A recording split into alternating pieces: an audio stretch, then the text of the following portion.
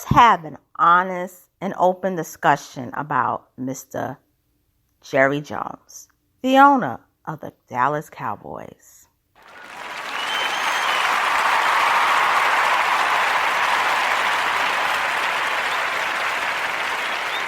Good afternoon, everyone. It's your girl, Miss Analytical, and I'm back with another upload. I hope that you all had a wonderful Thanksgiving holiday. Happy holidays to you and yours. And I want to thank everyone who has listened to all of my commentary, has given their feedback. Whether you disagree or agree, I thank each and every one of you for taking the time out of your day to basically listen to what I have to say about certain topics. It means a lot to me. You know, I always say without the viewers and listeners, not only my channels, but also other people's channels, we wouldn't get the momentum, the views, the push of the algorithm without you all. Now, this topic that I'm going to be discussing, I did hear about it early Friday morning. And when I mean early, I'm talking about the wee hours in the morning, like 2 a.m., 3 a.m. I chose not to talk about it because it's the holiday season.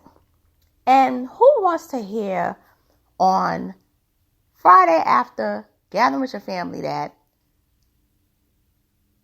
an owner of your favorite team, I'm not a Cowboys fan, by the way, but the owner of your favorite team back in the late 50s was caught in a photo of him at a protest where his people did not want black people to integrate his high school.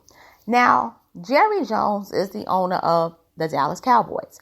Although he was born in Los Angeles, California in 1942, his parents are not only originally from Arkansas, but his family had moved back a couple of months or a couple of years after he was born. His family was pretty, sustainably wealthy. I wouldn't say they were millionaires, but definitely thousandaires. And they had a couple of stores in Arkansas. And Jerry Jones, when he's 14 years old, he pretty much attends this school called North Central Arkansas High School. I believe that's what it's called. And so what happens is that around this time, because he starts high school in 1956, this is when the Little Rock Nine integrate Central High School in Little Rock, Arkansas. And it's all deemed from a case called Brown versus Board of Ed. So the high school in this photo that's basically causing controversy is called North Little Rock High School. Okay? And he's standing there amongst protesters that are blocking the path of 6 students. So I'm going to read to you this article about the situation because there's a lot to unearth, there's a lot to discuss, and it's not what you think I'm going to say. Okay? But I ain't going to cape for him. I just want to let that be known. All right? Just give me one moment so that I can basically upload this. And I'm not reading it from Fox News.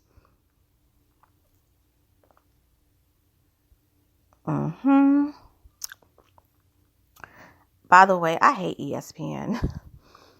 So it reads, Jerry Jones fields questions about the 1957 photo published in report. Arlington, Texas. After the Dallas Cowboys beat my New York Giants on Thanksgiving, owner and general manager Jerry Jones answered more questions about a story published by the Washington Post than his team improving an 8-3 and looking like a Super Bowl contender. The Post published a story Wednesday with a photo that showed a 14-year-old Jones peering over a crowd of white students as 6 black teenagers walked up the steps of North Little Rock High School in Arkansas as the school was integrated in 1957. Jones said he was there out of curiosity than animosity. I didn't know at the time the monumental event really that was going on, Jones said. I'm sure glad that we're a long way from that. I am. That will remind me to just continue to do everything we can to not have those kinds of things happen. At issue now, however, is the perception Jones has not done enough to further black coaches. The Cowboys are one of 7 teams not to have had a black head coach and have had 2 black coordinators since Jones has owned the team, Maurice Carthen, Brian Stewart. But their highest football executive, vice president, and player personnel, Will McClay, is black. The Cowboys have a black assistant head coach in Rob Davis. And their strength and conditioning staff has 3 black coaches in Harold Nash, Kendall Smith, and Cedric Smith. Jones has complied with the Rooney Rule, in which teams have to interview minority candidates. Before hiring Mike McCarthy in 2020, Jones interviewed former Cincinnati Bengals head coach Marvin Lewis. In 2003, he interviewed Dennis Green before hiring Bill Parcells. In 2007, he interviewed Ron Rivera, Jim Caldwell, Mike Singletary, and Todd Bowles before hiring Wade Phillip. Jones said his decisions are made for business reasons, not race, particularly saying in part that his relationship with players are as an advisor of using any skill or talent I've got financially. I wanted to work for my players. When I consult and am with them, I'm with them on a business basis. Jones said, where I'm going with this is that I've never thought about some of the issues that you want me to be, or about which you're asking me to be sensitive. My goal when I get up in the morning is to make it work. And I don't care whether it's you or you or you. Hell, we've got to make it work. That's where I go. As far as who makes it work, what they look like, who makes it work, that has no place in my life. No place. It isn't even a thought about who makes it work. So this is what he stated. Now, this was pretty much November 25th, the day after Thanksgiving. So I'm going to actually take it back to the time when this photo was taken in 1957. There was an institution in place in the South called Jim Crow. Jim Crow is not a real person, okay? But he is one of the scariest entities to many black, in fact, all black Americans in segregated America in the South. And he comes about because of the 1877 Compromise, where black people lost protections as a protected class because a man named Rutherford B. Hayes wanted to be president, and he was willing to sell out black people and remove the Union troops, American troops, from the South in exchange of electoral college votes that would allow him to win the United States presidency from a man named Samuel J. Tilden, who was a Democrat. The Democratic man, Samuel J. Tilden, actually, believe it or not, in this time, seemed like he was more of a friend to blacks than Rutherford B. Hayes. Okay? Because of that, this is how the Jim Crow is born. And by the way, Rutherford B. Hayes was a Republican. Okay? So for all you black Republicans out there that say the Democrats is the cause of the KKK and Jim Crow, not so fast. You gotta give a hand to Rutherford B. Hayes because he made all of that possible. So people like Jerry Jones, his ancestors and so forth, they come up through the system of Jim Crow. Now, I'm not going to say his family was in the KKK. I don't know that to be true. I am not a person that lies on people and besmirch people's names. But what we do know is that through segregation, Jim Crow, white people in general, one of the things they were able to do was to create generational wealth. And a lot of that had to do with the fact that those people who owned slaves were able to receive reparations because their property was lost, damaged, and destroyed. And property was not just counting crops, the buildings, but the slaves as well, because slaves were deemed as property. So Jerry Jones benefits from the system of segregation and Jim Crow. He's able to attend college at the University of Arkansas. He's able to create open businesses. And with the building of wealth in 1989, he's able to purchase the Dallas Cowboys at a price of $140 million, which is equivalent of $292.5 million in 2012. He purchases from a man named H.R. Bum Bright, who's from Oklahoma, a rich man, another person who basically lived, born and raised in the segregated South, Jim Crow. Okay? Yes, Oklahoma is the Southwest, and they had segregation also. And this man's politics was very conservative. He didn't like JFK. He basically ran a full-page ad about the assassination and everything and so forth. And he didn't like welfare, federal welfare programs and things like that. So you have these people coming up and they are wealthy, and they're able to be wealthy by a system that takes and blocks Black Americans whose descendants built this country. They're blocked from being able to access economic power, financial wealth. It's not just politics, but money. And yes, both of them go hand in hand.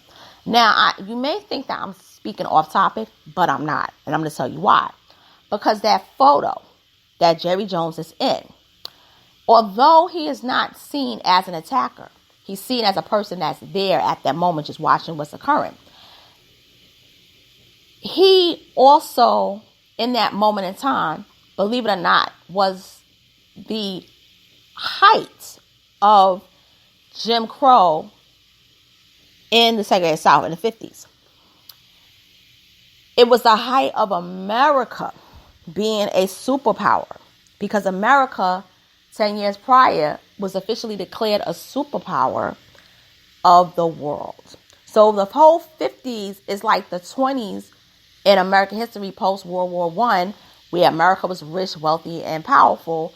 But it's just in the 50s, it's mega because it's a superpower throughout the whole world. So you have people living in a superpower who are not treated fair.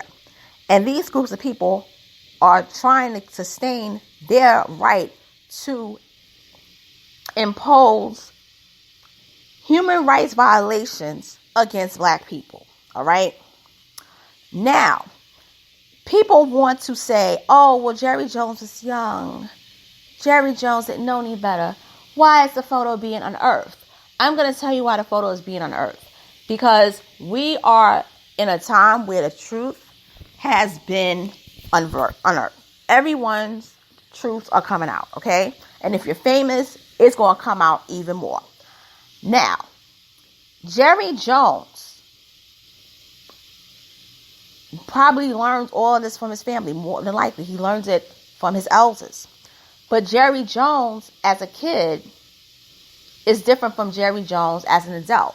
Meaning that it's one thing to be 14 years old and following and going along with what you're seeing. Okay? Because you're seeing your elders do it, you think the elders are in the right. But when you are an adult and you're owning businesses and you're basically making decisions, you have a staff of employees and you're an owner, now we're speaking something different. You know better than to still continue racism, especially the fact that you have seen your country declare segregation as a human rights violation.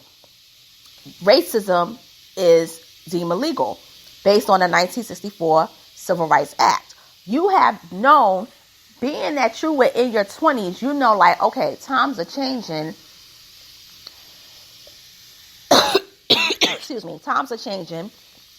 And I can't really be this kind of person, if I'm going to be a successful businessman, let me just, I'm not going to necessarily be a fan, but I'm not going to be a foe. Then you become an owner of a football team, and let's be real, we know black people run the fields, they run the yard, they're the ones that help win the championships. Yes, not discounting the whites that participate, that are there playing, but the blacks is really who helps really win those games and Super Bowl championships.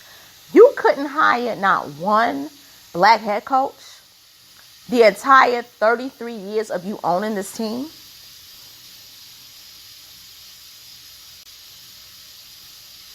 Make it make sense. Now, here's the generational wealth part. His whole family, all his children, run the business of the Dallas Cowboys. A lot of people don't know this. His daughter, his son, they all run it. His son, Steven, serves as the Cowboys Chief Operating Officer, Executive VP, Director of Player Personnel. His daughter, Charlotte, serves as the Cowboys Executive Vice President and Chief Brand Officer. And his son, Jerry Jones Jr., is the Cowboys Chief Sales and Marketing Officer and VP. All right? So his family is going to still own that team when he passes away. That's generational wealth. Something that black people in this country, particularly foundational black Americans, ADOS, have been locked out of. This is what we're speaking about when it comes to things such as reparations, being classified as a protected class, things of that nature. In that photo that he was in, those students, all they wanted to do was be able to go to a better school that had better equipment, better supplies, first-hand books, first-hand state-of-the-art facilities, so that they would be able to go to college, go to the military, and, be able to join things like ROTC, or be able to get a well-paying job, and be able to sustain themselves financially. Those people in the photos that were against them were blocking them from that. And Jerry Jones, yeah, he could have been a person that wasn't part of the conflict, but we don't know that if you really think about it, because that was just one snap of him just standing there. We don't know what he did before that was captured or even after. We can't say, but we know he was there. And what we do know is that he wasn't trying to protect the black students or trying to stop the white students from, according to that photo, from that one moment. We don't know, but based on how we see him in terms of the hiring of black coaches and the lack of, how he doesn't really speak up for injustices towards black people, we know he's not a friend of us. Therefore, it's safe to say that in that photo, more than likely, he was a bystander that was supporting his people and how they felt towards the racism. That means towards the integration that was being implemented in the United States of America, particularly in the American South. Okay? And if you look at that photo closely, he's looking more so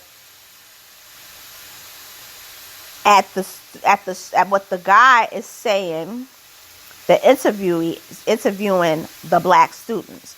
But he's not looking in terms of, I'm supporting them. He's looking in kind of the discuss as to why is this happening in our school? Why are they integrating, et cetera, et cetera. So this is my conclusion of this topic. And I would say that he definitely should pay a price for that. He definitely, I believe, should donate money to different causes and organizations to make this right. And I will say one thing. If you can attack Kyrie for a tweet and you can criticize him for that, it is fair to criticize Jerry Jones for being in a photo where white people were trying to block black students from being able to integrate North Central High School in Arkansas. And for the record, the history of segregation is really something else. I'm just going to be honest with you. It's really very, very much, it's something. But another thing, too, the first thing he should do, North Little Rock High School. Yeah, North Little Rock High School. The one thing he should do is he should hire a black coach. He's going to have to do it now. He's going to have to hire a head black coach. Or a head coach who's black. He's going to have to do it now. He can't escape it. That's the first thing he's got to do. So with that being said, I'm signing off. Thank you for listening. If you haven't, please subscribe. Hit the notification bell. Share, comment, like. And I will talk to you soon. And I want to hear from you. Do you agree with the criticism he's receiving? Do you think that it's too late? Are you wondering why on earth it now? Or you just like to hell with it? I don't even like sports, period. All right? Later.